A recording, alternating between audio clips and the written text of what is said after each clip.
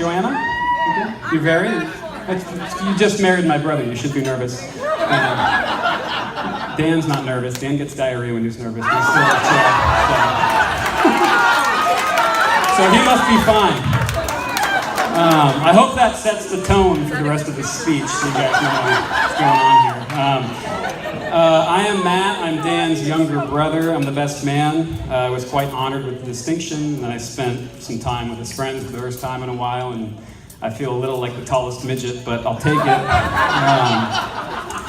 But first, I'll thank everyone for coming out. I know it was a bit of a trek. Guys like Kevin came all the way from Redwood City, so I know we heard all about the traffic and the text messages yesterday. We're glad you made it, Kevin. Congratulations. But I think this is the farthest from home Dan has been since he made my parents take him to Disneyland when he was 25 to pick up some more swords for his bedroom. But I digress. As I was saying, I want to thank a few people, my parents, Jen and Mike. Thank you for raising Dan and I. Thank you for raising Dan and I into the 1.5 men that we are today. I'll let you guys do the math there. I'd like to thank Marlene, Joanna's wonderful mother, for making such a beautiful, fantastic woman that's willing to marry my brother.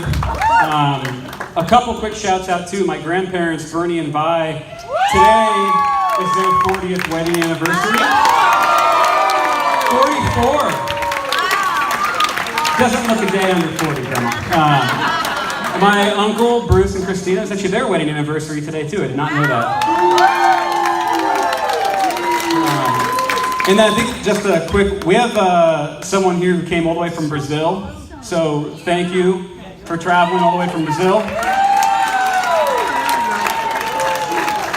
Uncle Chiro, thanks for coming to Brazil.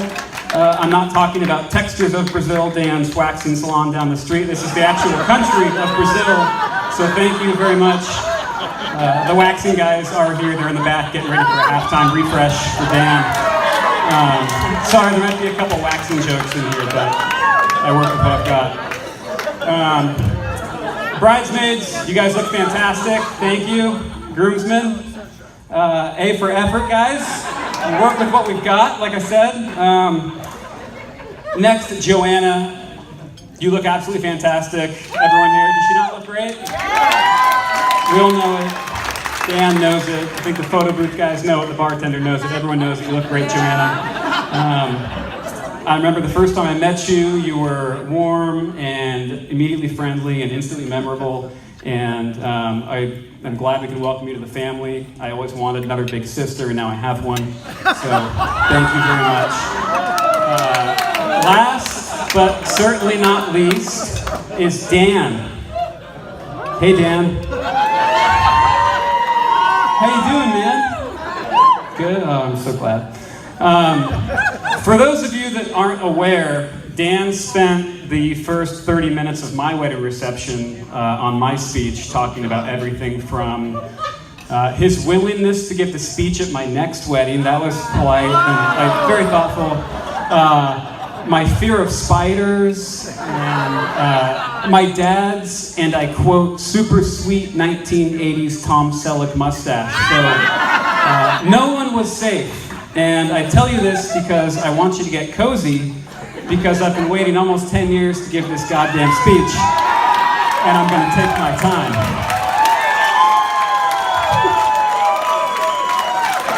So, with that, allow me to spend the next 90 minutes walking you through the love story that is Dan and Joanna. My dad mentioned last night that he met my brother in college. Unlike my dad, I met my brother at a very young age. When I was first born, I'm told Dan was always staring at me. He was obsessed with me. He couldn't take his eyes off me, and he kind of even give these little kissy faces. And it wasn't until we were older we learned that the only reason he couldn't stop staring at me is he thought that I was a mirror. But over the years, we developed a very healthy and beautiful, pure level of dislike for one another.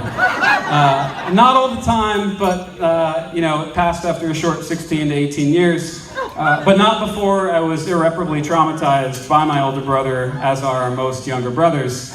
Some of us turn out all right like me, some of us wind up like Daryl, but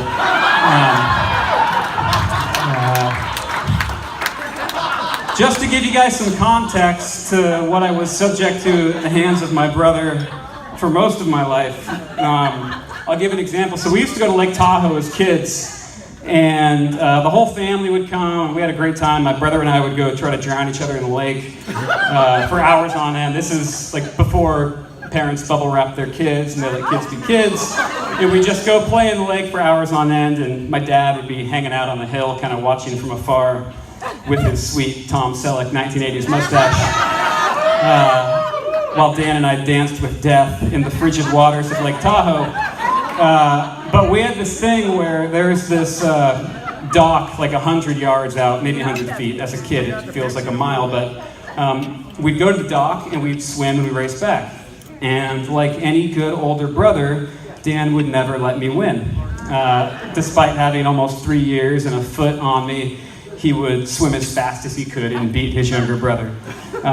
In Dan's defense, it would be the only competitive athletic victory for the rest of his life, so we'll give it to him. But again, I digress. So we'd race back from this dock, and I told you guys I was going to take my time. We'd race back from this dock, and Dan, as always, he jumps in, and he'd leave me kind of 20 feet in his wake. And this one time, winning was not enough. Dan turns around about 20 feet in front of me, and with the conviction of a trained stage performer, screams in terror, "Oh my God, Matt, there's a shark!"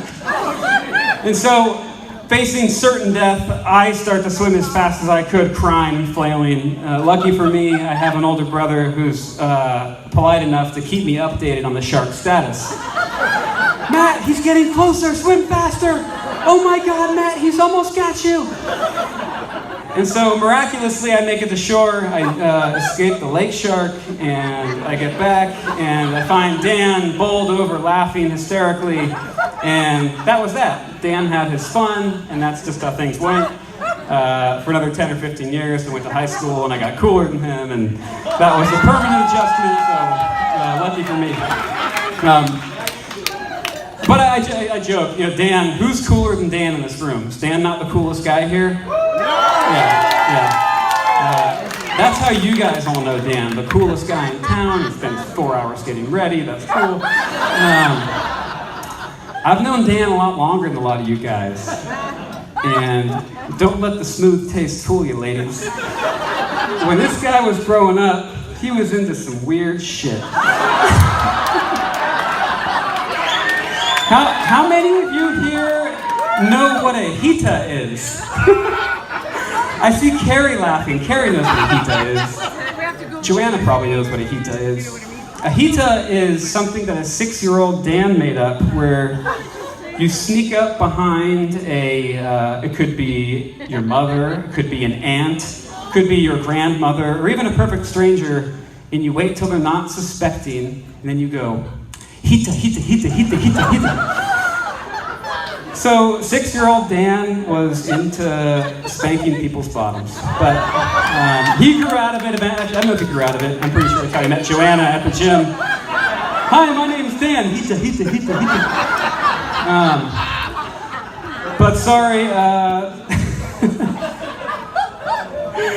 everyone's probably thinking what a weirdo, and not just Dan, but me, hopefully more Dan than me. But a lot of the people in this room helped raise Dan, and they say it takes a village to raise a child. I look at Dan and I feel like I was a little more like the village people.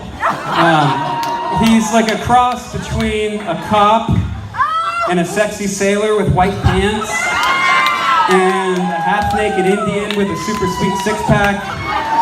And I know my mom used to drive us to my grandma's pool when we were kids, and she'd play YMCA and Macho Man on loop. And my brother knew all the words and all the dance and all that kind of stuff. So I think that's about where Dan started to go wrong. So in a couple of years, when he's inevitably on the psychiatrist's couch and they say, "Tell me about your mother," and it'll be case closed. But back to the wedding. So I will say this is a fantastic venue. This has been very impressive to see set up. I'm very proud of Dan and Joanna for pulling something like this off. Round of applause. If anyone here knows my brother well, they're aware that Dan could not plan his way out of a paper bag, so it is very impressive to see all this stuff, and it was actually very endearing to go to their house and see brochures and pamphlets and all sorts of stuff set up for venues and all this planning going into it, and there was a lot of time and attention. I'd see coupons, and I saw Dan had even been so polite as he cut out, it was a 2-for-1 bikini waxing at Textures of Brazil, his bikini salon down the street. And I thought, oh, that's cool. I'm a man, so I'm not into that shit, but that's cool. Like, he likes that, and that's their thing. I'm sorry, Joanna, to announce, I think Dan used both the coupons on the same day. But, you know, my brother and I have always had a very healthy level of sibling rivalry and respect, and I honestly owe probably 90% of the respect part of my personality to my brother and the role model that he was for me growing up. He's a great brother, and I learned a lot from him, and I don't think I would be the person I am today if my brother hadn't been such a wuss in high school, so I appreciate that, Dan. But to conclude, Dan's so happy. To conclude, we're here today because Dan and Joanna love one another, and love is not one of those things that's supposed to change you, but it should make you the best version of yourself, and you know, maybe it takes a more aggressive personality and calms it down. Thank you, Kate. Maybe it takes a more cool and calm and collected personality and spices it up a little bit. Dan still won't eat salt, so Joanna, we can only spice him up so much. But really though, I think the point is that, like Joanna said during her speech, nobody's perfect. You know, Dan's not perfect, I'm not perfect. This speech is pretty damn close to perfect, but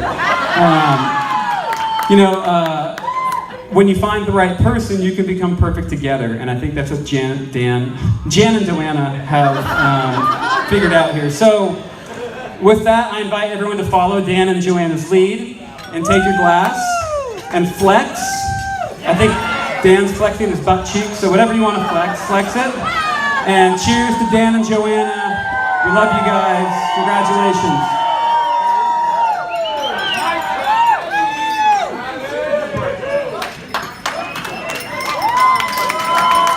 All right, awesome speech.